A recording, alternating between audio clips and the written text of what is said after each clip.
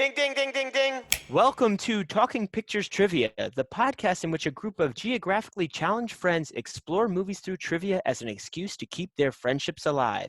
I'm one of these friends and today's host, Nick, and with me is Tom and KJ. Additionally, joining us as a guest for this episode is Justin. Thanks for joining us today, Justin. Justin is my cousin, and for our loyal fans out there, he's the one I often reference growing up together watching and rewatching great movies in our youth, almost exclusively including Star Wars, Indiana Jones, and yes, Teenage Mutant Ninja Turtles. Justin conveniently likes other movies too. For those joining us for the first time, we start off each episode with a movie quiz, which consists of 2 rounds of 3 questions to determine who will earn today's trivia crown. Then, once the fierce competition is over, we follow it up with our famous movie rant where anything goes. Today's movie was suggested to us by, well, all the co-hosts, as we have agreed to take on the trilogy over the coming weeks. Today we'll be jumping into the adventure sci-fi film Back to the Future by Robert Zemeckis. Zemeckis is also known for Forrest Gump, Contact, and the other 2 Back to the Future films. Back to the Future came out in 1985, which was a big year in the film industry. You also had Goonies, Breakfast Club, Mad Max Beyond the Thunderdome, which is the 3rd, and another Michael J. Fox movie, Teen Wolf. We follow Michael J. Fox's character, Marty McFly. For some reason, Marty is friends with an eccentric scientist named Doc Brown, who finally has realized his dream of creating a time machine, and then things go awry. Marty is sent back to 1955, and he has to work his way through a weird love triangle to make sure that his parents actually fall in love so that his family can exist. A lot of fun ensues from there.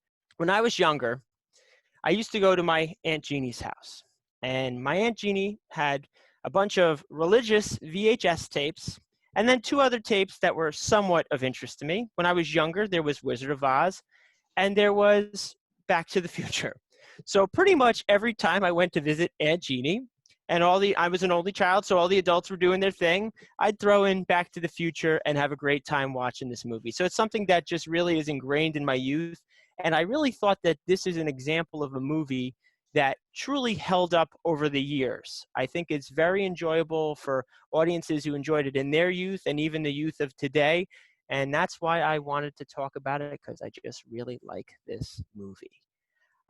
Tom, what are your initial thoughts and experience with Back to the Future, specifically part 1? I've seen the movie before as a child. I don't have this golden memory that you guys have of these kind of classic films. But I saw the movie as a child, and I thought I liked it. I just recently watched it again for this, and I enjoyed it too. I was surprised how much I enjoyed it. Do I have any kind of big thoughts on this? Not really, not in particular. But it's enjoyable, the first film, especially compared to the latter 2. Sounds good, and we will definitely get into those in the next 2 weeks to come. KJ, I'm going to turn it over to you. So I've watched this movie countless times. I absolutely love it. The most recent watch through I watched with my daughters. It was their first time watching the movies, and they loved them. But my favorite time watching this movie, and I'm going to go into a bit of a story here, so buckle up. My wife had invited the whole neighborhood, some friends, some family over for a barbecue that was going to feature Back to the Future on the side of the garage when it got dark. So we set up a projector, we mounted speakers on the garage, we had video cord extenders to make sure everything was connected and worked. We tested it the day before, it sounded great. We were ready to go. So now there's over 100 people in the backyard, a bunch of kids sitting on blankets. My wife had made these little candy boxes and handed them out. The adults are sitting on chairs. Some are standing over by the old-timey popcorn machine we had going. I put the DVD into the PlayStation 2. It was an old PlayStation 2 we were using. And the sound from the DVD menu starts blasting out of the speakers. It sounds great. Bum, ba da bum, bum, bum, bum. But there's no video playing. The projector is just cycling through blue, searching, black, blue, searching, black, over and over again. Everybody's looking around. The kids are like, meh. The adults kind of start taunting me, good-naturedly, but like, I thought we were going to watch a movie. So I start looking around. I look at the projector, I look at the PS2, I look at the receiver. It all looks good. I start following the cords, and I realize the video cord was no longer connected to the extender. So I'm standing in front of everybody. The Back to the Future music blasting behind me. Bum, ba-da-bum, bum, bum, bum. I'm being lit up blue. It's going dark. I'm lit up blue. And I'm holding the video cord and the extender. Dun, da, da, dun, dun, dun, dun. And just like Doc, I connect them together and everybody cheered and we watched the movie and it was great. It was a great experience to watch the movie with everybody. Everybody from 3 years old up to the oldest person there. They all watched every frame of that movie. Like Nick said, this is timeless. I love this movie. Great. And that feels like a little bit of a setup. I don't know. One day I'll be on a podcast and I'll have to tell this story. Justin, what's your experience with Back to the Future and any initial thoughts? It's a classic. I used to watch it at my friend Joey's when we were young a lot, and the ride at Universal Studios was I don't know if you guys have ever been on. Yeah, I did actually. It's back pretty in the day. good. I think it actually closed a few years ago, I think, but that was a favorite too. And yeah, just a good story. I was a little worried that like it started off a little slow, so I was like, oh, I hope it's not one of those when you get older you rewatch it and it's not the same. But after 10 minutes, it started picking up, and I watched it last night again. So Yeah, it was great. It was great, you know. Yeah, I really did enjoy the rewatch. I watched it with my wife last weekend, and I know, unfortunately, I don't have the same memories of the next two, but I am looking forward to rewatching the whole trilogy for these discussions to come. Two is pretty good. I mean, Yeah, you know what? You hear different opinions. from what I remember. Yeah, some people think 3 might have actually been a little bit of a sleeper, and maybe actually stronger than 2. But when I look at them, and I'm sure we'll get into this later, 1 definitely, I think we would probably agree, stands out above the rest in the trilogy. Yeah, probably. Yeah. Now, before we get into the meat of this, Justin, we ask all our guests a critical question that really guides the whole rest of this conversation. What do you think is the best snack to enjoy while watching Back to the Future, specifically Part 1? Pepsi One. Pepsi One. Wow. I thought we were going to back to like Pepsi Clear or something back in the day. If you're, if you're in at least whenever it came out. If you're not in 1955. Oh, that's great. That's great. Because when he went back there, it didn't exist. But that's perfect. I think it's disappeared again, right? I don't see them anymore. Yeah. I think that was one of those things that was promotional during that time period, and that's why it made me think of when they had, I think it was Pepsi Clear at another juncture that they were testing out, like all these different soda drinks. This movie is remarkable for its product placement. Oh, I don't know how much money they made off of product placement, but it is a lovely example of it. I think second only to Talladega Nights. Goodyear tires, Toyota, a lot of Toyota was they had they had the whole radio commercial about Toyota, and then at the end he gets a Toyota. Yes, I love this. This is the 80s up and up. Oh, that is so great, and you're absolutely right. I'm sure we'll get into that and a few other items as we continue on. But I'm going to jump right into the movie quiz section. But before we get into it, as we're going to be exploring the entire Back to the Future trilogy in the weeks to come, we thought we'd make it a little bit more interesting to keep a running tally of the points for each of the co-hosts, as well as the collective power of the guest. So to make this obnoxiously fair, each host will also have a buddy guest with whom they will share points. Trust me, the math works. My buddy will be the next week's guest, Tom's buddy will be the following guest, and KJ's buddy is none other than today's guest, Justin. All right, Justin. So we're sharing points. Every point you get, I get too. Okay. For the whole kit and caboodle. So let's do it. Yeah, because what happens is every episode, one of us actually hosts. So, of course, we could get no points. So we just wanted to make it, as I said, obnoxiously fair. You can thank me for that one. I really pushed hard. It's time for Movie Quiz. In round 1, each of these questions will be worth 1 point. The categories are Great Scott, this is heavy, and The Power of Love. Justin, as you are our guest, we will give you the first choice at the category. Great Scott. Great Scott! It's time for question 1. Doc Brown has finally done it. By harnessing the power of plutonium to energize his creation, the flux capacitor, Doc has succeeded in his 30-year passion project of making time travel a reality. However, in 1955, plutonium is a little harder to come by as it's not available at every corner drugstore. How much energy must be generated to send Marty McFly in the DeLorean time machine back to the future? Locked in. Locked in. Sure. Justin, how much energy was needed? 1,100 gigawatts? I don't know. Something gigawatts. Tom, how many were needed? 1.21 gigawatts. KJ. 1.21 gigawatts.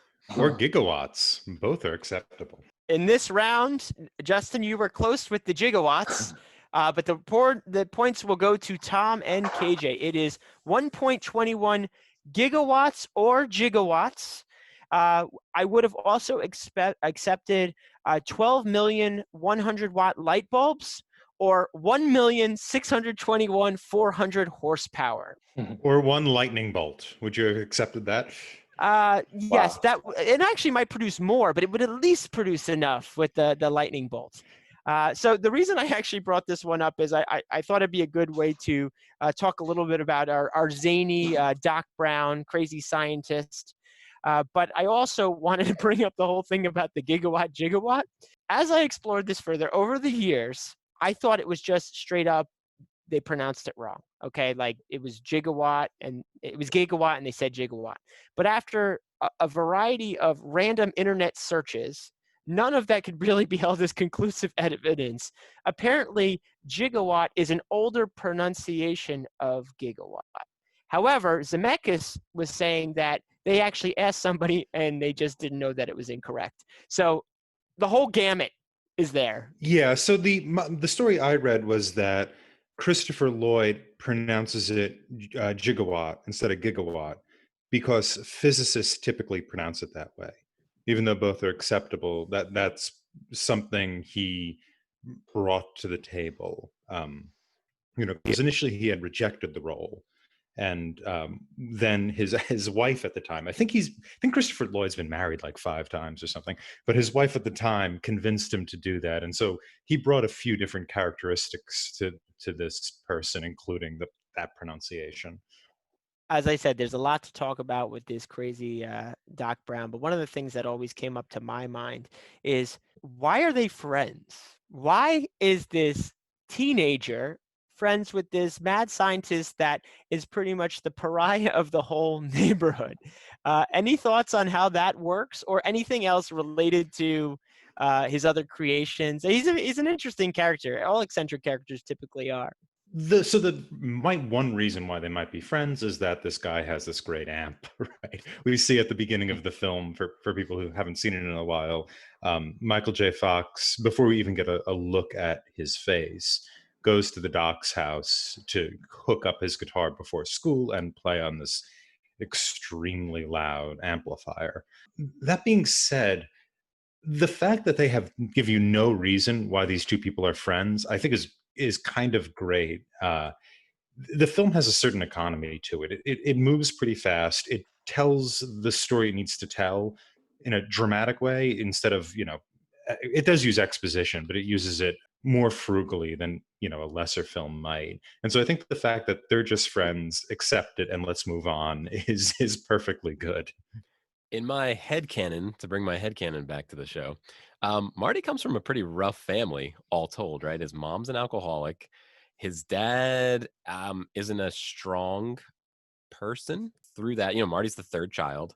So he may have found a father figure, or may have found somebody to help him, fulfill a need through Doc Brown by chance one day, and then kept that relationship strong because it was filling a role that his family may not have been able to fill. Just an interesting guy, to hang out with. You go in his place, he's got a bunch of neat gadgets, the neighborhood loony guy. Just, you want to get to know him. Even though this was his first invention that actually worked. He says, right? I believe so. Yeah, well, you know what's crazy about that? This was the whole era, and it wasn't just this movie, but I feel like in the 80s and early 90s, you had that like crazy tinkerer scientist.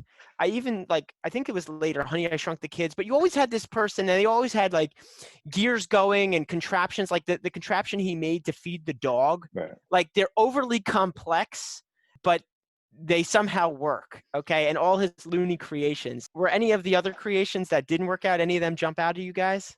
Like the mind reading thing, of course, is the other one. When he goes back in time, Marty goes back in time, he runs into Doc Brown again, and the first thing they interact with is with regards to this mind reading device that Doc Brown is coming up with, which doesn't work. It's interesting in the era before computing, why you have mechanical and mechanical innovations and also engine-based innovations. That seems to be the depiction of the future, or the depiction of what science is. It's gizmos, which is this old history. It's kind of interesting if you look back to the Royal Society. Does anybody know what that is? No. Oh, okay. So the Royal Society was established in 1660 in England, and it was this society for the study of science. And it was chartered by Charles II, and it still exists. It's like 360 years old. But it became, as the 17th century went on, it became kind of a joke. It became like the crazy kooks go there and do, like, it's like a place filled with Doc Brown. In Gulliver's Travels, actually, Jonathan Swift makes fun of it there. There's, a scene where Gulliver goes to a foreign land, and there's a version of the Royal Academy there. And it's interesting. That trope is in literature from the 17th century. And if you read literature from then, there's a lot of Doc Browns back then.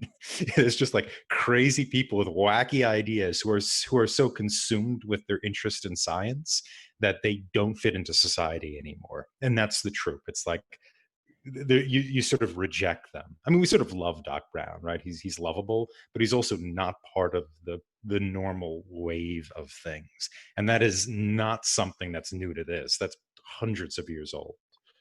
I feel like even the like steampunk style takes inspiration from that too, where they show that, and I think this fits more to the league that Tom's talking about, where they took innovation to a certain point, but just thought it was really cool to mechanize things and make creations. And they're just like, no, everything's gonna, like, we want to be as sophisticated and as intricate as possible, but we're not going past this certain amount of creation or development. But it just speaks to the failure of imagination, right?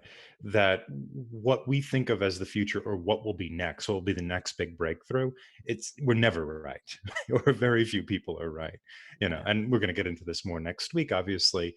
But the idea that Doc Brown, through machination, would be on the cusp of scientific development, I mean, that's so wrong in retrospect, and that it's interesting that his kind of kookiness, he's probably more kooky than brilliant when we look back from our 2020 position. But as Justin said, he finally got something right. Yeah, sometimes all it takes is one. I mean, without that one, he would be completely kooky loser. But to me, he's amazing to come up with that one.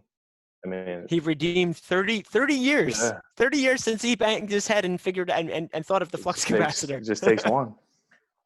There you go. I like it. Well, on that note, we're going to move on to number 2, which is the categories are This Is Heavy and The Power of Love. I'm going to let KJ choose. Let's do The Power of Love.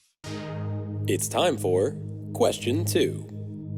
George McFly, an avid bird watcher, finally proves his worth to his future bride, Lorraine, at the Enchantment Under the Sea dance. What was the pivotal moment that secured Marty's future? Locked in. Locked in. Locked in. Okay, so the pivotal moment is not the famous line, "Get your damn hands off her." The pivotal moment is got to be when Marvin Barry is singing Earth Angel and Marty's playing the guitar and Lorraine and George kiss for the first time. I had the exact same thoughts. It was the first kiss. They're playing Earth Angel. A redheaded fellow cuts in, and then George, now filled with manly verve from being able to knock out Biff, pushes said redhead away and kisses Lorraine. I concur.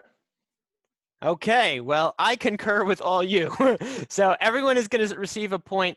Yes, you are absolutely right. Some people think it was when he stood up to his bully, Biff, but really it was the kiss that did it. Now, why did we come to that conclusion? They kissed, and then what happened after that to make us all come to that conclusion? The photograph restores. And his hand, and he comes back up. Yeah, he's, for our home listener who hasn't seen this in a while, he carries a photograph of him and his two siblings, his brother and sister. And as things go wrong, fortunately for, for Marty, the brother and the sister start to dissolve, and Marty last. And as he's playing the guitar on stage, he's starting to dissolve. And when finally George kisses Lorraine, the photograph restores, he stops dissolving. And everything is okay. I loved that visual as a way to try to explain, well, their time travel rules don't hold up, and they don't have to. It's not a hard sci-fi movie, but I loved the way they use photographs throughout the series to show, to add drama, to add the risk that these characters are going through. What's the rule? You're talking about the photo, and again, you're talking about how there's not hard science behind it. He's lucky his hand was the only thing that started to fade. You know, like what's the choice of where that degradation happens? Because I think the brother loses his head right away, if I remember correctly.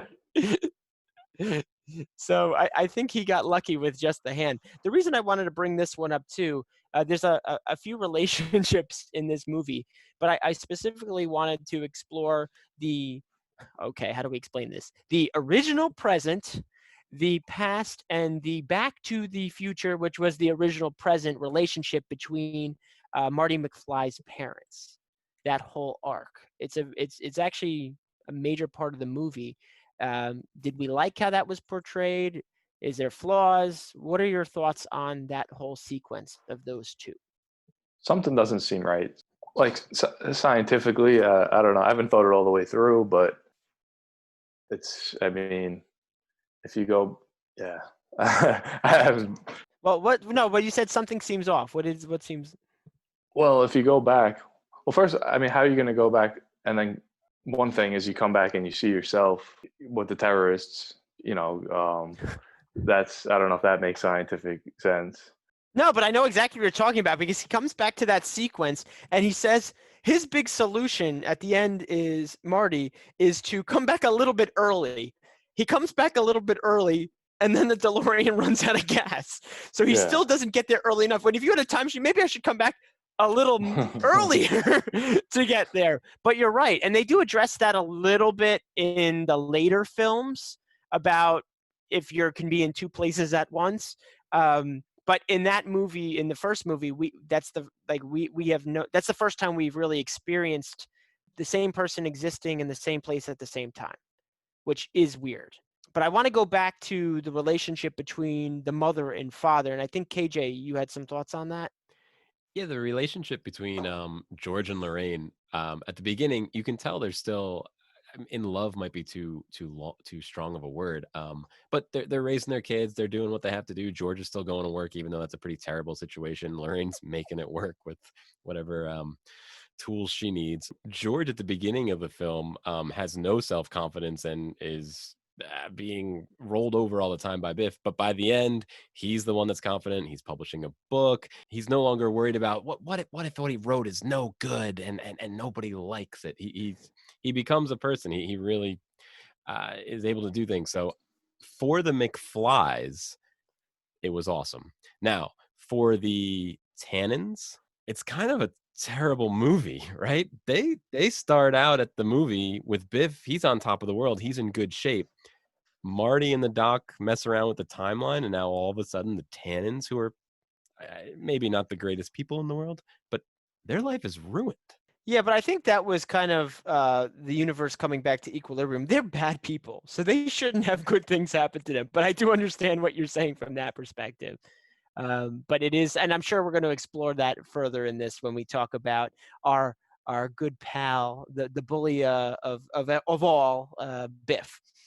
Yeah, the movie postulates that all of our history can hang on a moment, and that includes our psychology, the way you are in the world, the way you perceive the world, also your kind of your destiny. That it all can be located to this pinpoint, and if you're able to move the pin, not only will you seize an opportunity, and therefore things in the future will change, you will become a person in 30 years unrecognizable from the person you were before. And the trilogy all does this. We're going to see this again in the next two films, but it's probably not particularly accurate. I mean, I can't imagine. My own belief is that there's so many factors going into anything that what happens is probably going to end up happening regardless of these few variables that you change. But it's great storytelling because you can link everything in your narrative to this single action and then build dramatic stress around the correction or change in the action, and already have revealed to the audience the negative consequences of failure. Well, I think this is the perfect time to go to our third category, which is this is heavy. It's time for question 3. Depending on your opinion, Back to the Future wonderfully spans the range of odd to awkward when it comes to one of its plot lines regarding the love interest of a young and supposedly innocent Lorraine Baines, who would play the part of Marty McFly's mother in 1985. However, in 1955, it's a whole other story. What are all the scenes in which it is apparent that this female lead has the hots for Calvin Klein, otherwise known as Marty by his friends? What we're going to do for this one is we're going to start with Tom, and we're going to continue until all the scenes have been identified. And whoever is last, or the last sequence of the round, will receive the points. So the first one I'm going to give is probably the most obvious, is when he is in bed and Lorraine is in the bed next to him after he was hit by the car and knocked out, and she's taking care of him, and it's revealed that he is not wearing pants, that she took his pants off, exposing his purple Calvin Klein underwear. Justin, which is another scene that represents her interest in the time traveler? I'll go with in the car at the dance. I guess, I mean, you kind of see it was a bad plan that he had to begin with. Like, I don't know if he thought, because earlier in the movie, she had said, "Oh, when I was a kid, I didn't do that type of stuff, blah, blah, blah." So his plan was to get in the car and start putting the moves on her and thinking she would, I don't know what he thought, because clearly she already liked him. And she really just was all over him until they kissed. And then she had the feeling that this is like kissing my brother. Justin, you bring up an amazing thought that plan was flawed from the get-go. Yeah, terrible. Regardless. Terrible. It's based on the misinformation he's gotten, or the misperception, right? Which is the joke of the film, is that in my day, I never did anything like that. Yeah. And then, of course, she's this car. Yeah, she's this like sex spot. She's great in that role. Yeah. Like little pussycat girl. It's a lot of fun. Yeah. And then she's drinking in the car. Yeah, he should have already figured that out, though, by that point. Yeah, that was not plenty of indication that her, what she said early in the film when she was older was not accurate. I think the line is, "Marty, I've parked before." Yes. Great. Well, that is definitely correct. I'm going to turn it over to KJ. Do you have another scene? Absolutely. So Marty has a bit of a scuffle with Biff, ends up on a skateboard, and Lorraine declares, "He's a dream." This is completely accurate. And further deepening why we all know that she was in love with him earlier on. I guess in that one, he wouldn't have known that dialogue, but there's other scenes that definitely show that. Tom, we're going back to you. Do we have another? We do. And the school, after Marty has gone back in time, Doc Brown and Marty go to the high school in order to convince George to ask Lorraine out. And when Marty introduces George to Lorraine, Lorraine ignores George entirely, goes up to Marty. When the bell rings, they run away, and she goes, "Isn't he a dreamboat?" I think there probably is more. Yeah. All right, so one other one is when Lorraine goes to Doc's mansion to ask Marty to the dance. That is true. I have another one. So in the lunchroom, again, Marty's trying to convince George to ask Lorraine out. This is the next day or later that day. We're not entirely sure. And Biff starts, kind of sexually harassing Lorraine, which is something that happens a few times in this movie. And, Marty pushes him over, grabs him, throws him off Lorraine. And then it's, she's all woozy-eyed again. So another one, and this might be an extension of when Marty wakes up in his mom's room. Later on, they're down eating dinner with Lorraine's family. So that would be Marty's grandparents and uncles and aunt. I think is there an aunt there? And they're watching, is it Jackie Gleason? I don't exactly remember. But this again, I agree with you, Justin. I don't know why Marty didn't realize this and why he couldn't figure out that his plan would be bad. But Lorraine says, he can stay in my room. So here's another time where I got one more too. Kind of an extension, pretty much the same scene, I believe, but she puts her hand on his leg at the dining table. Absolutely. That was not subtle. If she's supposed to be this shy Upper lady. thigh. Yeah, yes. This was getting a little too close for comfort, especially based on the knowledge we know of their true relationship in the future. Are there any other ones? There's probably more, but My list is exhausted unless we really get more granular. So I think we're there, and you guys really hit the nail on the head with this one that Marty should have understood that plan would have failed from the get-go. Fortunately, because of his altercation with Biff earlier on, it still worked out, and the timeline was, I don't want to say restored, but restored in the sense of Marty's lineage and parents, but it also worked to their favor a little bit there in the end for the McFlys. I think I'm going to award everyone a point for that one because it was honestly a pretty darn good group effort, I think, getting to the end there. KJ, you may have squeaked through with an extra one in there, but I kind of lost track. We were all in the same kind of groupings there. So I think for that one, again, it was a great team effort. We're going to give everyone a point. And we're going to close out round one with that question. We'll be right back after this quick commercial break. Previously on Marlowe's Spliced Craze Lab Mystery. What's the case? Well, she says Splice Craze has kidnapped her husband. Any leads? Send in the dame. My husband went missing 2 days ago. Do you think that Splice Craze could have anything to do with his disappearance? I thought so, but this morning I received a note. She extends out a thin, white arm decorated with scarlet nails. The red nails press between them a white piece of paper covered in polite black ink. Marlowe takes the paper and then reads. If you ever want to see your husband alive again, bring his super secret files to the main offices here at Jean's by midnight, or else, and come alone. The letter was signed, Jean. Who's Gene? He's the owner of Gene's Jeans. He was always jealous of those whiz kids over at Splice Craze Lab. He never could compete.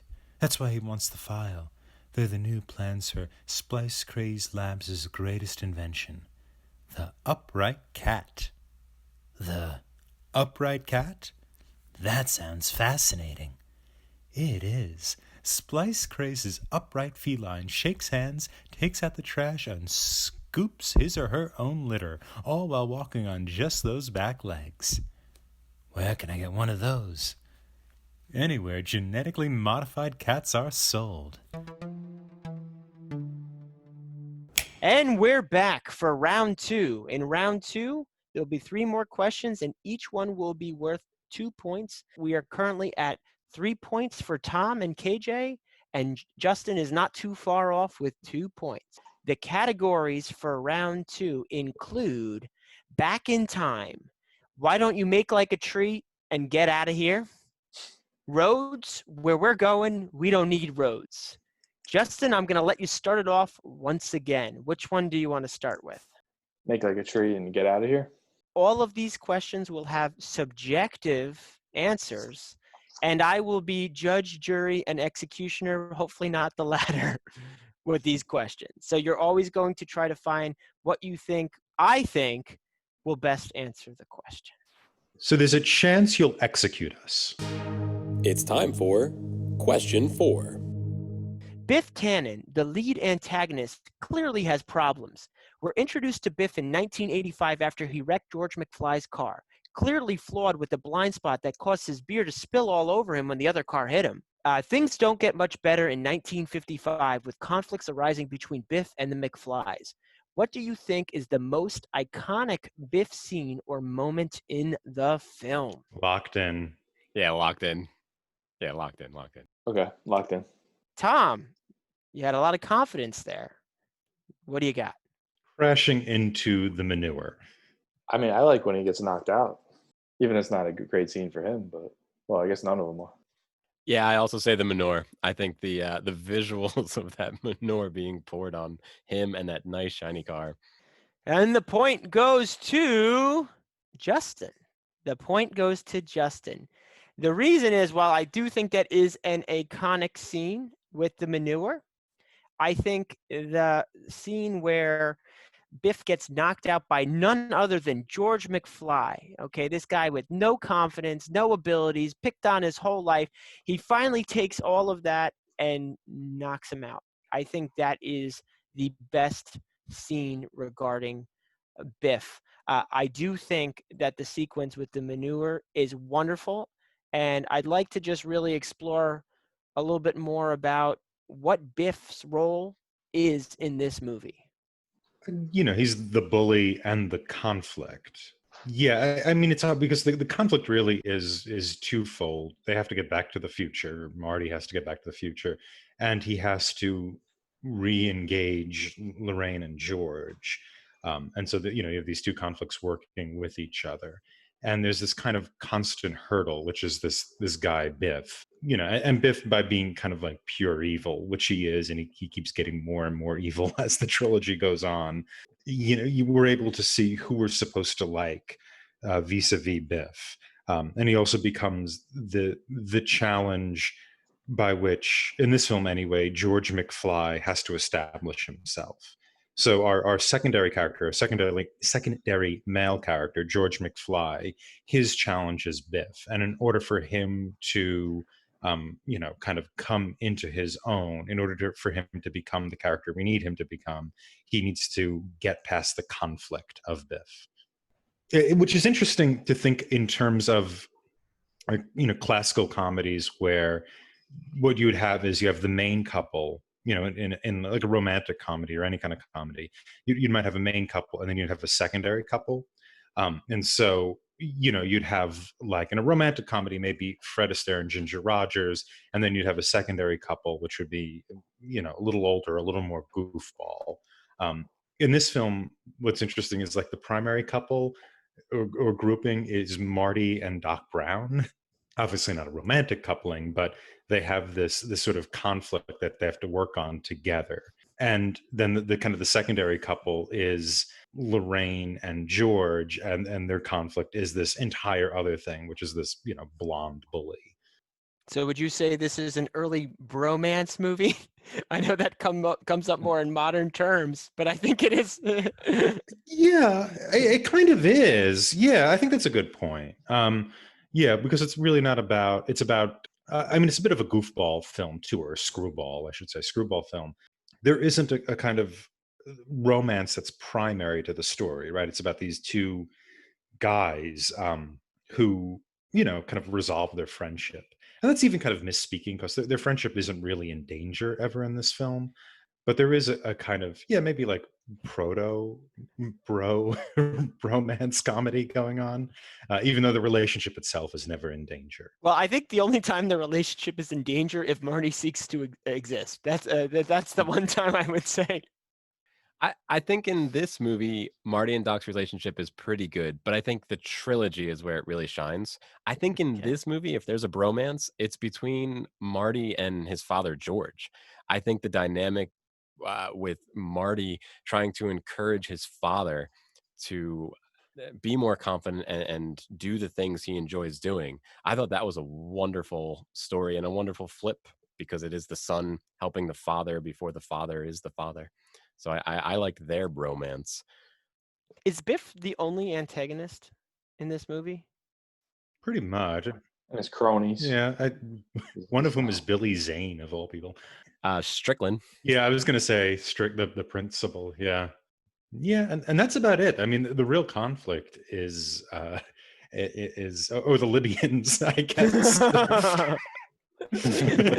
I think in that scene he says they gave him plutonium to make a bomb and he returned some kind of casing with pinball parts in it.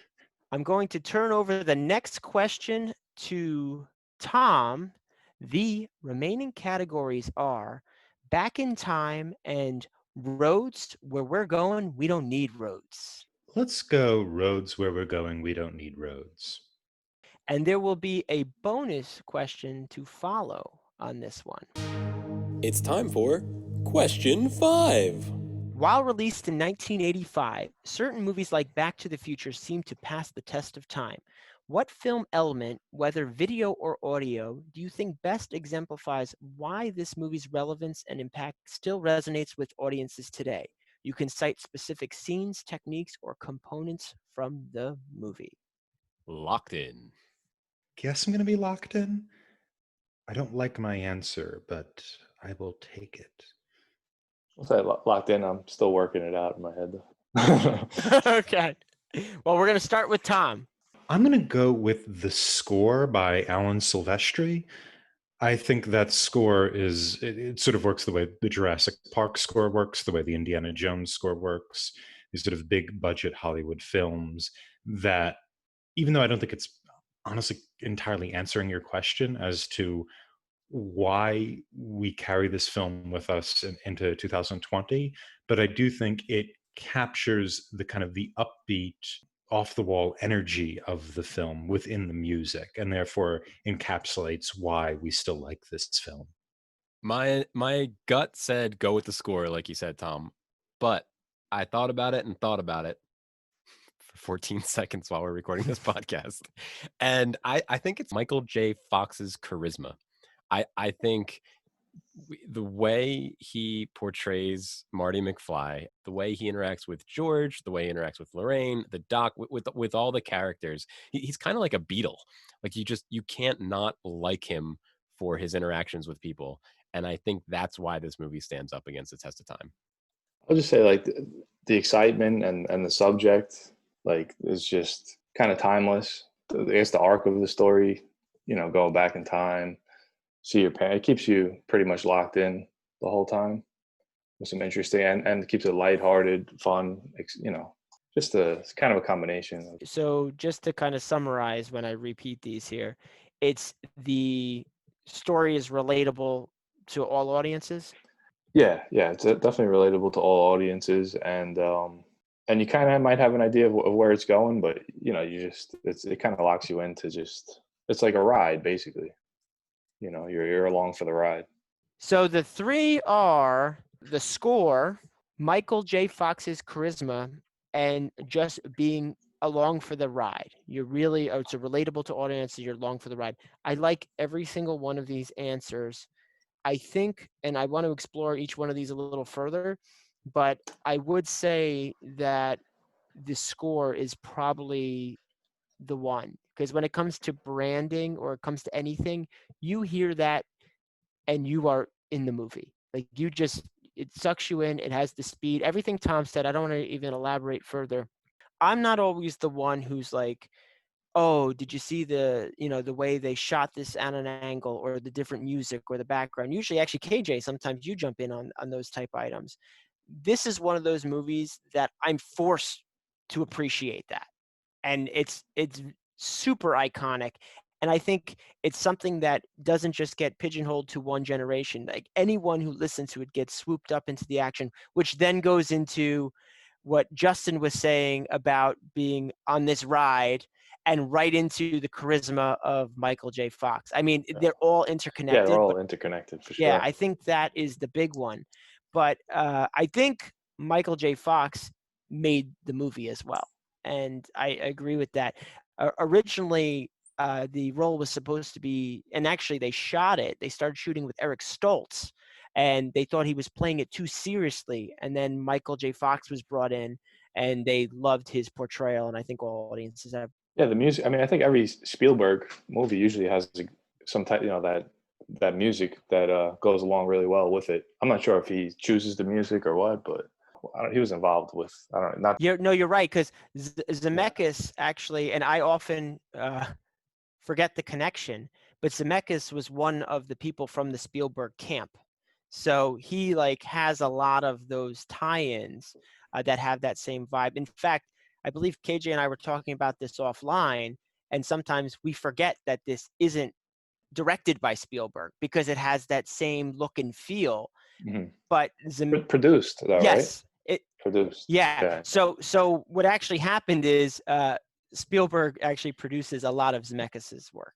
And I get that same timeless feel, even the same I get from a movie we discussed earlier in the podcast, Raiders of the Lost Ark. They just have a certain look and feel, and the special effects still seem to hold up. So there's the score, which is wonderful, but there's also that small motif, bum, bum, bum, like it's real little.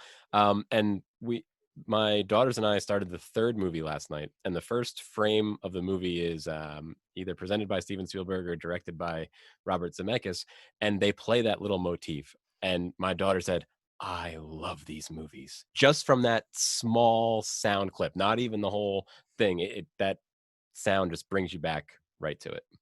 Yeah, a lot of the big budget movies will do that. They'll have a motif or something that will be the character's, not song, but a character's motif. A leitmotif is the the term for that. I want to say too about the performance, because I think that was the performance is going through the history of the casting of this. And Stoltz gets thrown out, and his career's kind of ruined after this. And Michael J. Fox comes in, who's filming his television show during the day and doing this from 6 to 2 in the morning, and then going back to his show at 9 in the morning the next day. So he was doing both of those at the same. Family Ties was the name of the show. And the original, who the original Doc Brown was? John Lithgow. Oh, I could see that actually. Yeah. I mean, I like Lloyd, but I could see that. Yeah, I could see that too. And I think they actually have a very similar energy. Tom, I thought you said John, or when you said John Lithgow, I was imagining John Lovitz. Marty, we got to get back to the future.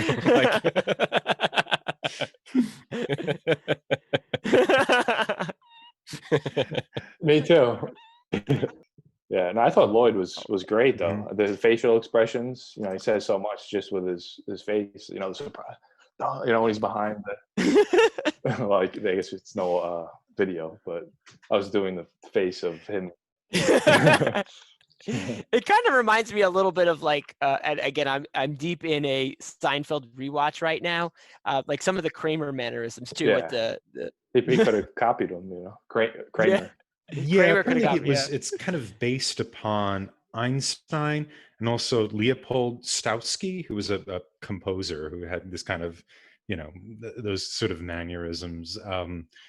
He always, I think Pauline Kael mentioned this in her review of it. He's always kind of looking off into the distance at nothing. He's always kind of staring at into the back of his own head.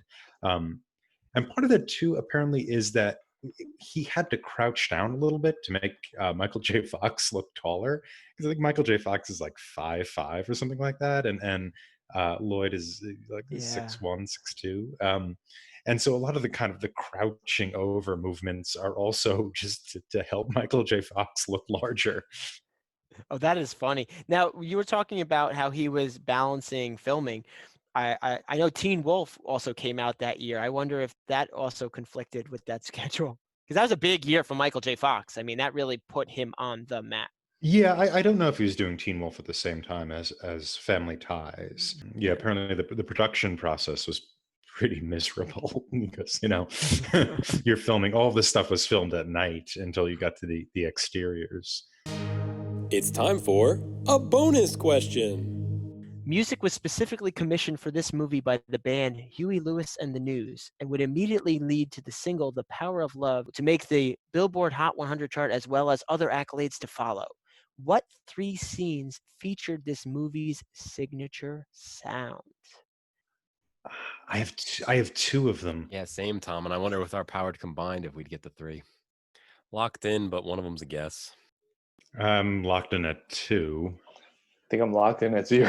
Okay, I'm going to let KJ start this one off. All right, so the most iconic is The Power of Love, when Marty's on the skateboard trying to get to school because Doc set the clocks. Is it 30 minutes off? There's a great scene in that where there's a guy driving a truck and he grabs onto the back of the truck, and the guy looks back and Marty McFly just kind of gives him this smile and wave, and it's like, yeah, it's okay. So that's one. I'm assuming the end credits would be the second one, but maybe that's even a guess. And then I'm gonna go with the third one. The song is probably Back in Time. Is that during the dance scene when Marty's got to get from one spot to another real quick? Those are my guesses. The 2, the credits, and the famous one, you know, him on the back of the car on the skateboard after the clocks are 25 minutes off, waving to the yoga teacher, which I love. I want to know that history between Marty and the yoga teacher. Those are the 2 that I'm pretty confident in. If we're going to go with a random guess for number 3, I'm going to go with, it's got to be like a feel-good thing. I'm not going to take a random guess. I'm just going to go with 2. Hope I get them. Okay. The 3 are, and the tricky part is, they also made Back in Time. So there was another song that would come into the movie that was also by Huey Lewis and the News, which was Back in Time, but we're specifically talking about The Power of Love. The skateboard scene to school is definitely where it starts off, and that's really from the beginning. In fact, you may have missed it, but in the beginning of the movie, they actually have, like, you know, when they're talking about the actors and all that, they actually have a Huey Lewis and the News, Power of Love, written out on the screen. I had never seen it before except this time because I was looking for it. Like, I was looking for details. They got an Oscar nomination for that, Yeah, I think. yeah. No, it's amazing. The second one, which everyone missed, was they play a rock version of it at the Battle of the Bands tryouts. They play a rock version of it, and they say it's too loud, and they don't get onto the Battle of the Bands. Is that what he's playing there? Yes. Oh, okay. Yeah. And then at the end, I don't know exactly if it's when they're flying back or if it's the end credits that you say. It's right at the end when they're returning home. They play that song once again. They play it over the end credits. As soon as the car vanishes. Yeah. So like right starts. at the end, they play it. So unfortunately no points will be awarded, but I just thought it was a funny reference. And aside from the iconic music score, when I think of Back to the Future, I think of The Power of Love. So we have one remaining category, which is conveniently Back in Time, inspired by Huey Lewis and the News. It's time for question 6. When traveling through time, it is very important not to take any actions that would unravel the very fabric of the space-time continuum, as it could possibly destroy the entire universe or, at the very least, our own galaxy. What do you think was the most potentially threatening action taken by any character in the past that could have affected the outcome of Marty from 1985's future? Yeah, I think I'm going to go with Locked In. Locked in? I'll go with Locked In. Okay, everyone's very confident about this one. So I'm going to start off with Tom. So hypothetically, if I'm understanding this, if Biff had never attempted to rape Lorraine, then George would have never knocked Biff out, and Marty would have never been born, which would be pretty consequential for the 1985 Marty McFly. Okay. Biff being too handsy. So the rules of time travel in this movie don't hold up, and they're it doesn't matter, but it's a lot of fun. So I think if Marty didn't line up his drive with that lightning bolt, he would have been probably stuck in 55 for a while. That would have affected him greatly. So I'm going to go with, if he had missed the lightning bolt, he would have had to, gotten a job in 1955 and figured his life out. I'm gonna go with, if Lorraine didn't stop Marty, basically when in the car when they kissed, if that continued. Oh, we're really going. And they made a baby. I don't know exactly where that takes it, but I'll just leave it at that. Okay, It probably would so have disappeared, I guess. Like right. so things continue to get heavy. Yeah, I guess it would have just disappeared as it was happening. I don't know. Okay, these are all interesting and good necessarily. answers. I actually need a moment. If he didn't disappear, that would have got really interesting. Yeah, that's a pretty good answer. I mean, I think mine was predicated off the idea of what was most impactful for 1985 Marty, because you think Right. if he's stuck in 55, you know exactly what, like, invest in IBM. Just do a Yeah. part-time job, put all your money in IBM, and 1985 version of you will be nice and happy. Yeah. He's starting over, but if he's never been born, that's a lot more consequential. I'd rather have to start over in a foreign land than never exist, or have sex with my mother. Both of those. But if he got his mom pregnant, and then somehow his father did afterwards, Mhm. and then still got Back to the Future, Yeah, that would have. So yeah, it'd be his slow cousin / son. A lot of interesting thoughts here. Yeah, sorry about that. A lot outside the box. I am going to go with the one that would affect the continuity that the movie is trying to portray. And I think Tom will get the points for Biff being too handsy in the car, because that is what would make Marty's parents never come together. But the reason I wanted to ask this question is, KJ brought it up even while answering the question. Time travel doesn't have to make sense in this movie. And that's what I really wanted to talk about. And even going through these questions right here, the reason I actually didn't go with Justin is there have been other movies, media, TV shows where I've actually seen that plot line where someone was their own like grandfather or Really? relative. Yeah, I think, to be honest with you, they may even be referencing Back to the Future, but I'm pretty sure there was a Futurama plot line that happened with the main character in that, where he was like his own grandfather or something like that. Huh. And he kept trying to connect who he thought was his grandfather with his grandmother, and only after the fact found out that he was his own grandfather, pretty much. Robert Heinlein does that too. So Robert Heinlein's a science fiction writer from I want to say the 60s up to the 90s, and he also has a lot of things like that. There's one, it's a time travel story, but it also involves gender switching, where somebody kind of gives birth to themselves after Interesting. Yeah, after switching genders, then going back in time and copulating with themselves, which was made into a movie recently with Ethan Hawke, not particularly successful one, but yeah, that motif has existed before. So that's the reason I didn't give the points to Justin, not because it wasn't plausible, but because in that case, it wouldn't have been threatening. It would have been the actual course of action that may have made him be. Like, you could look at an example where that loop would have had to happen. KJ's The Lightning Bolt, that one was a little trickier for me, because in that scenario, missing the lightning bolt means he's stuck there, but was he supposed to be stuck there? Whereas the other one, he's not even born. Do we have any other thoughts about how they handle time travel? Yeah, honestly, I don't think it's even possible. Like, because it doesn't make sense. Like, to really change the future, because I mean, it just doesn't make, like, how do you go back and change something that already supposedly happened, like a future? And I don't necessarily believe in time travel. I think that there is no such thing as time or space.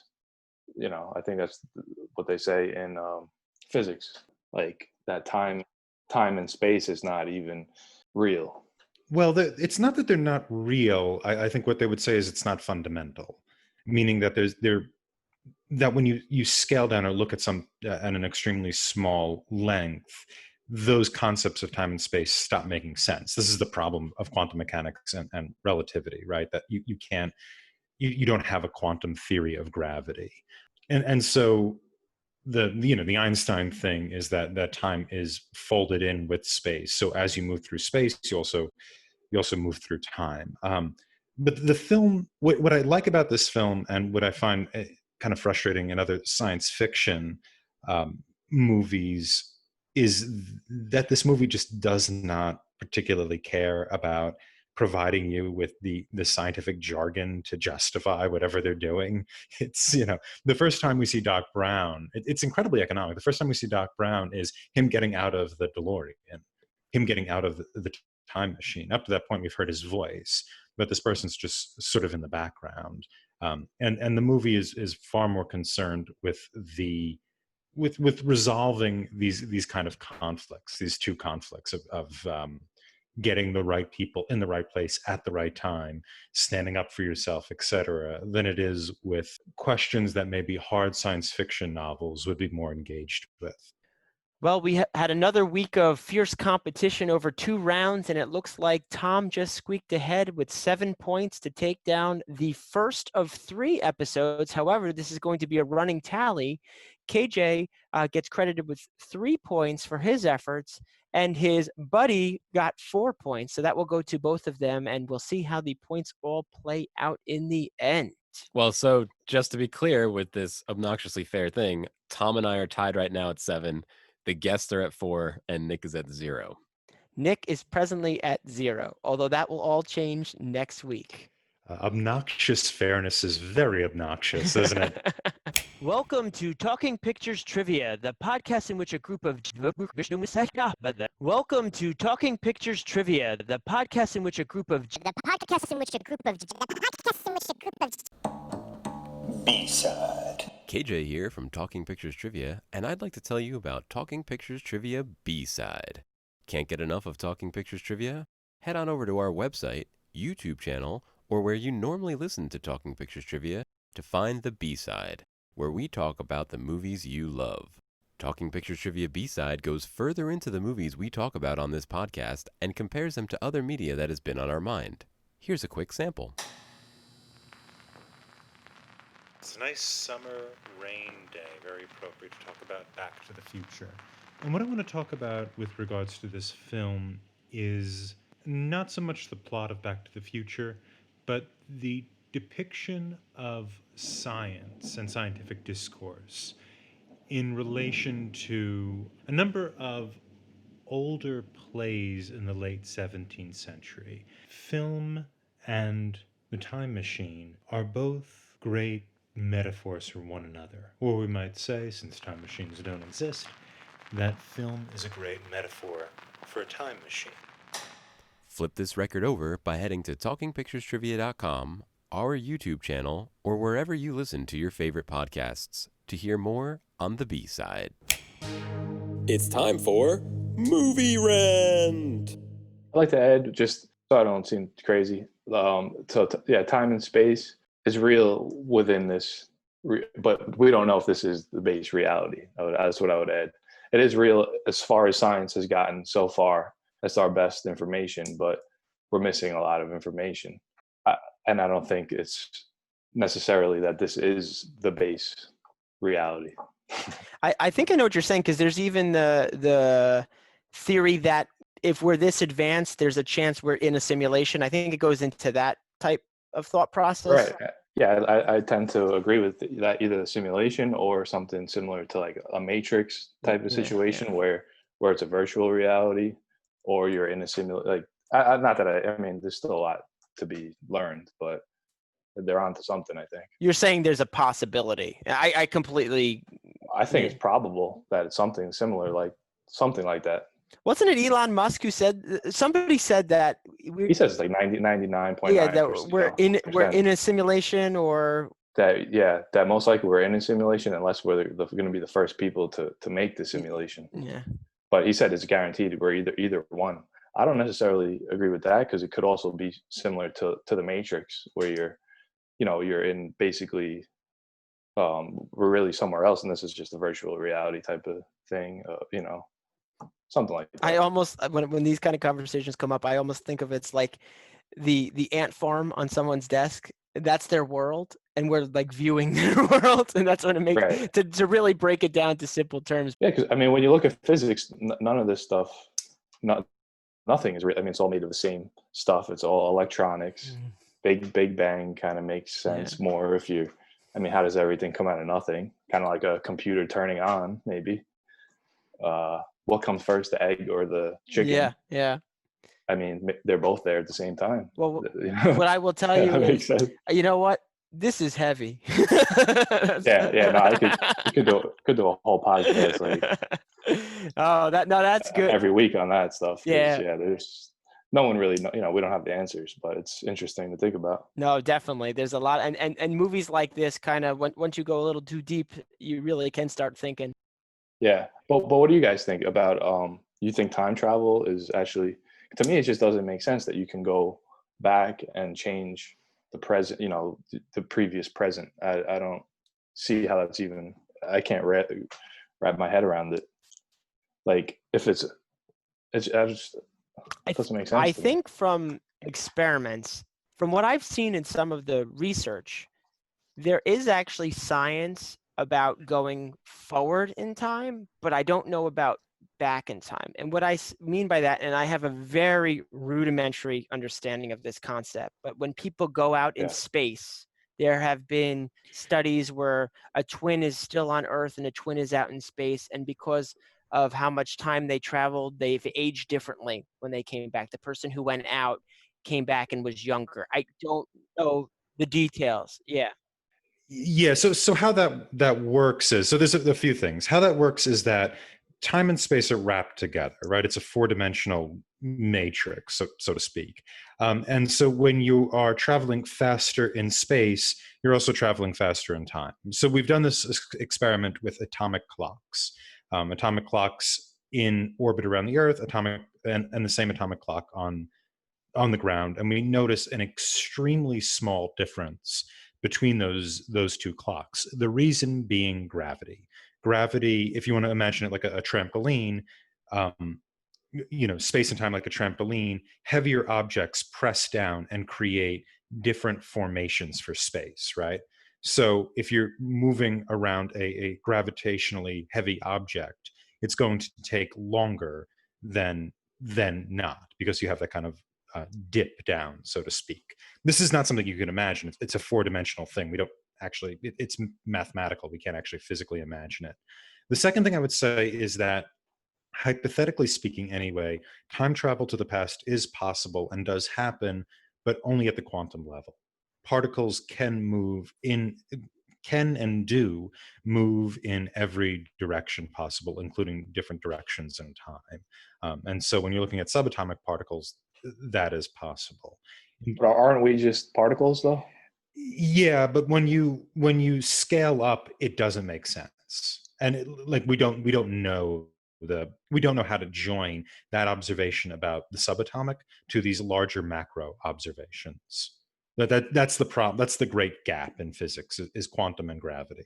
So quantum theory of gravity doesn't exist because we can't answer those questions. Yeah, based on my limited knowledge, and again on that of actual what could happen, I still stand in the camp of maybe we can go forward based on some of these space examples back, because it's at the subatomic level.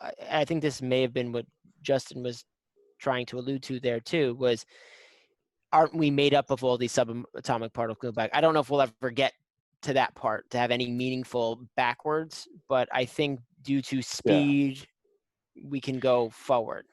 Yeah, I mean, if when you're going forward in space, even when you're driving a car, if you were to drive a car, I mean, we all drive cars, right? So you are actually, in theory, and well, not in theory, in actuality, time traveling to the future because you're moving faster in space.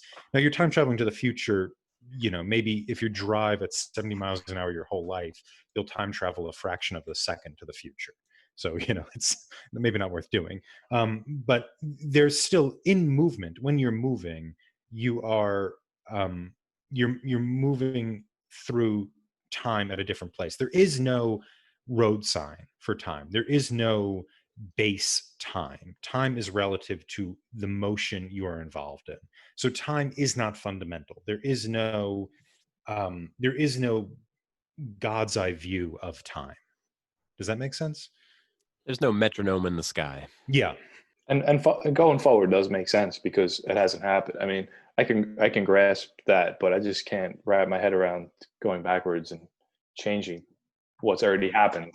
It just not that I can't. I just can't understand. What that. I would also tell you too is also if you made a change, what would that one change the frequency be? Whereas here it's a little bit more. I changed X, it moves Y. Whereas the other theory is the butterfly effect, which is, you know, if a butterfly flutters its wing over here, it could create enough momentum to create a tsunami across the globe. It's the same thing. If you go back in time and you step on one bug, how would that change the whole timeline of the future? So I feel like Back to the Future actually takes a pretty tame view of alterations in the past to affect the future. I guess it is possible. Yeah.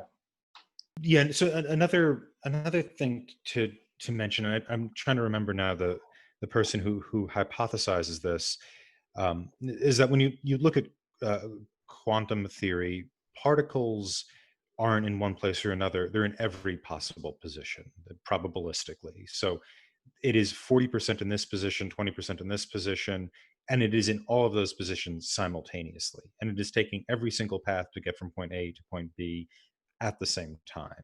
People observing this have come up with different observations regarding how this functions in time. And there's a few of them, and I'm trying to remember which pair of scientists, or pair of physicists rather, came to this conclusion, but that every probabilistic location of a particle is a kind of a different world. So this would be like the multi-world interpretation. And so when we're talking about time travel, you wouldn't be, you know, on one plane, so to speak, going back and forth, but it may be able to move from one world to another world. Right, because if a particle is 40% in this place, 20% in this place, 10% in this place, etc., it's not that it is in all of these superpositions simultaneously, even though it is, but it's also the fact that these various worlds exist in an infinitely large tree of infinite branches, each branch representing a particular timeline. According to physics, everything's happening. The same conversation we're having now is happening somewhere else at the same time. It's hypothesized, right? Because you're trying to explain bizarre phenomena that have no. And particles behave differently when they're observed. Yeah, so that's the thing. Have you seen they that observe, experiment where the ball goes around and then when someone's looking at it, it goes through? Yeah, it's the split screen experiment. Yeah, exactly. That's where we know that observation itself is taken into account. The particles take into account observation. So consciousness becomes this kind of very important aspect to physics, or measurement, I should say. But yeah, so that would be another. I wish I remember the names of the scientists, but it's not coming to me. But that might be an option. But I think the way science is used in this is it's not really an exploration of the science itself, but it's more focused on the role or the context into which we place scientific adventure and scientific discovery. I think that's probably a far more rich topic to engage in. Not the science itself, but I think the marvel of science, of what science can do, that kind of open mouth wonderment, that type of thing, is what is being examined or looked at in this film. I don't think it's doing it particularly critically, in a critical way, mostly because I don't think this film is doing very much in a critical way. It's um, it's just kind of a romp. It's a fun romp. Um, but there is something interesting to think of um, scientific discovery as parlor trick, so to speak, as opposed to either giving us knowledge about how the world works or providing us an economic avenue, which are kind of the two things. It's kind of like the moon launch, right, which doesn't have that much economic gain. It also, we learned some things from moon rocks about how the solar system was created, etc., its age specifically, but really not that much.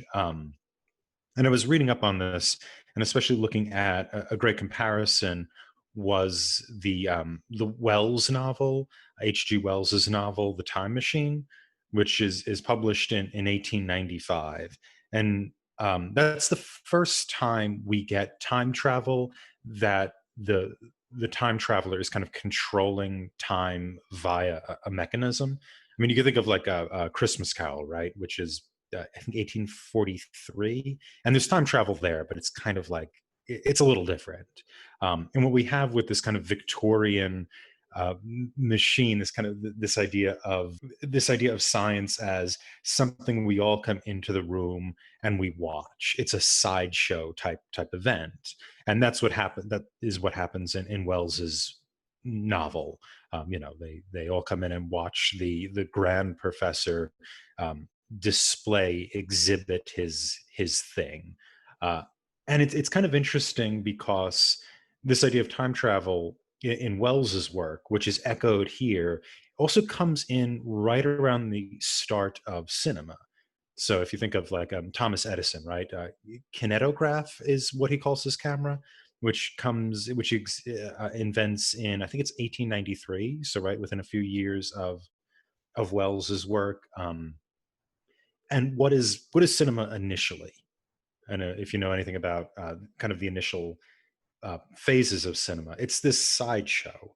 So if you ever watch like Thomas Edison movies, there's a heavyweight boxing match, which is interesting because they had to keep moving the ring to catch the sunlight.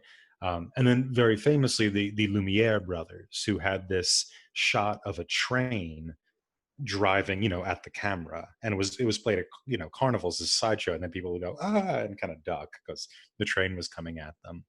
And I wonder if our role as kind of marveling at the time machine and our role as people sitting in the theater, if that they're kind of linked in a way, right? This idea of the cinema and kind of this time traveler, or fill in the blank, right, for whatever technological innovation you want, if they both are sort of spawning from the same place, this kind of sideshow carnival type thing. And I was wondering what people thought of that.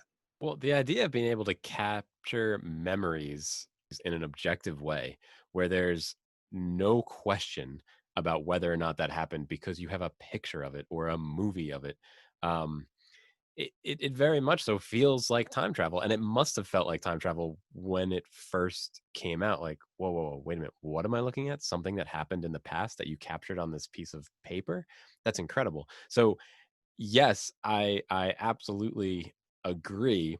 However, in Back to the Future, because you're able to influence that, it might be a little different because now it doesn't matter how many pictures you take, you don't change any point of the timeline. That picture does not affect anything.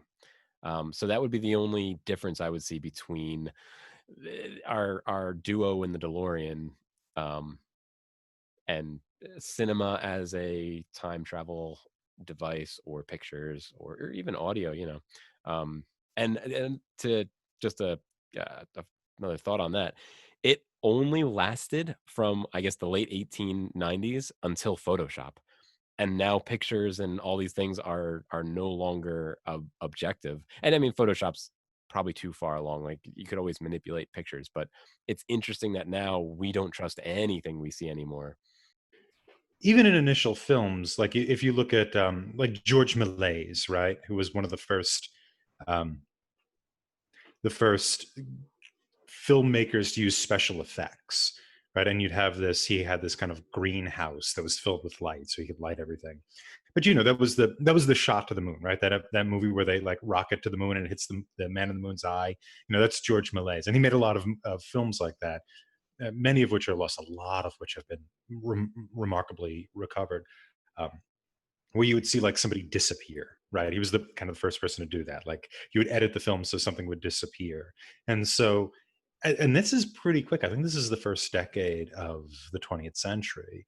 And so kind of the idea with Malays isn't, I don't think, so much a narrative. I mean, they're not particularly long, so you can't make a complex narrative, but it's look at this magical thing happen. Look how we can depict an underwater world that doesn't exist, but we could kind of bring it into reality.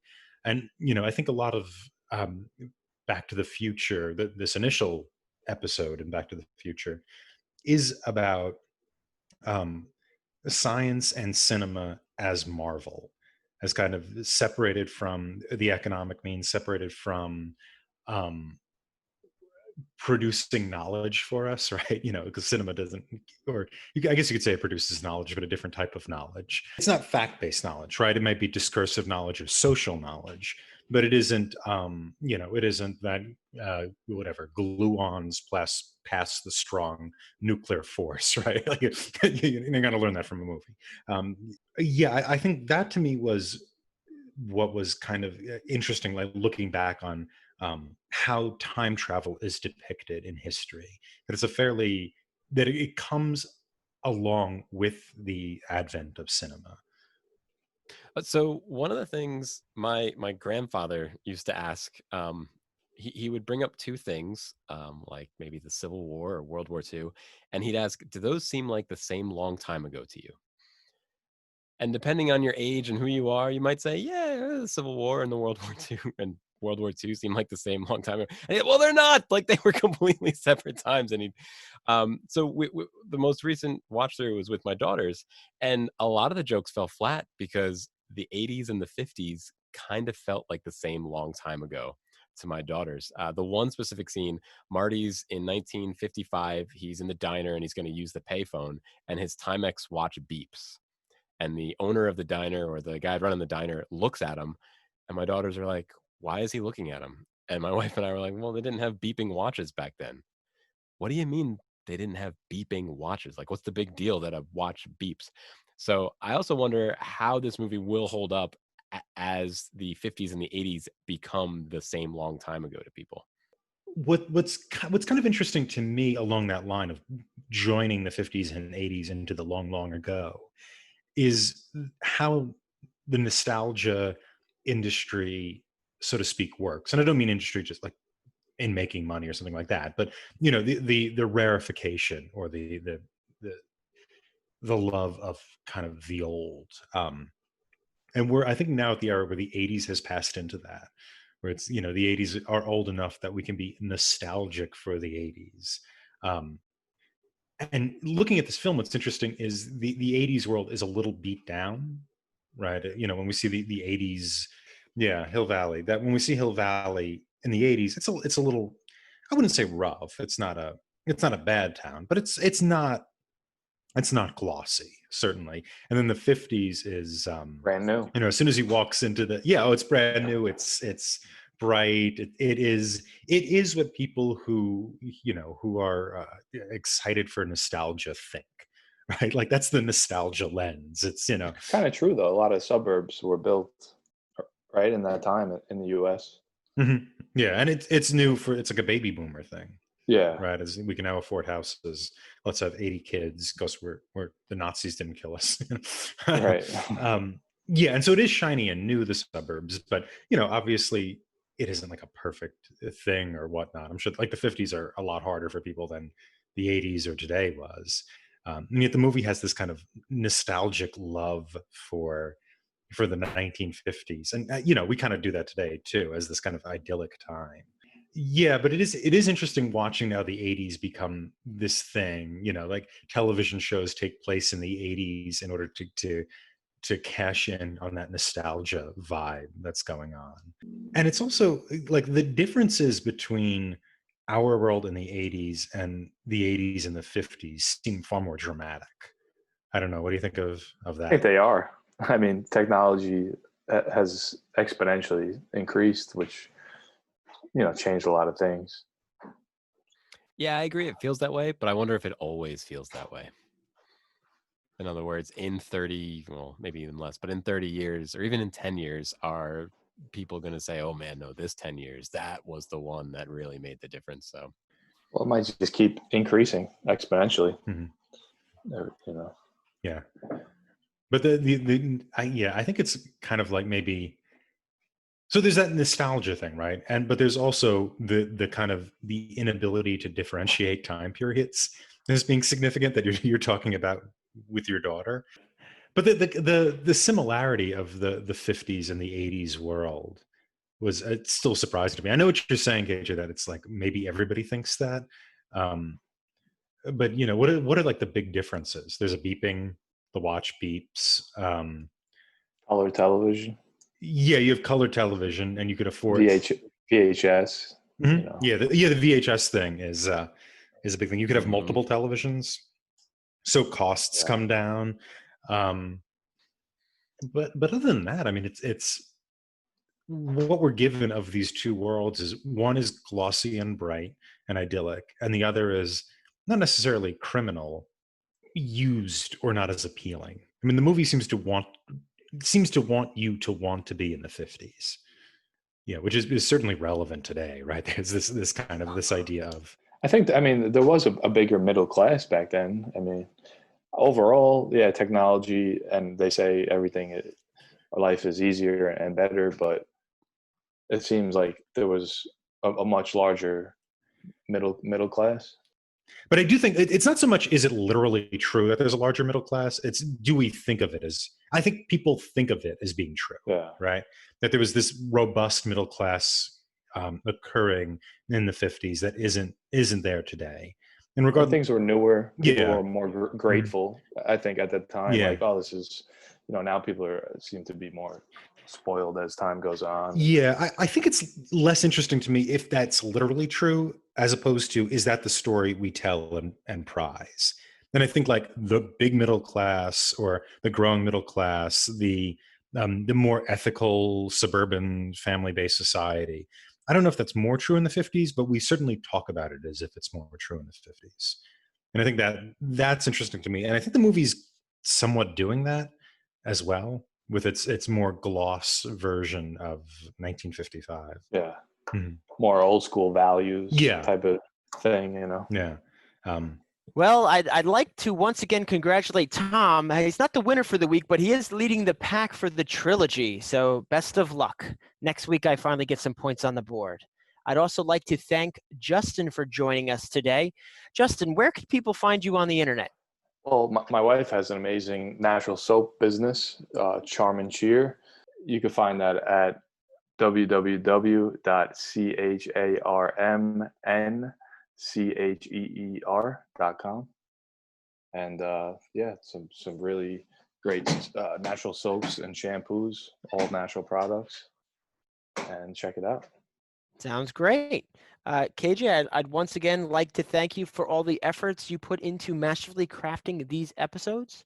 I'd also like to acknowledge IMDb, which is a great resource for movie information. Check out our website, talkingpicturestrivia.com, for more information about us and our episodes. You can find us on Apple Podcasts, Google Play, Spotify, and Stitcher, as well as our YouTube channel. We are extremely grateful for any positive reviews, as those help others like you find us. If you like what you hear, remember to like and subscribe to our show. Join us next time when we tackle the next installment of the trilogy with Tom leading the charge for Back to the Future Part 2 from 1989. It's going to be a good one. See you then. Ding, ding, ding, ding, ding.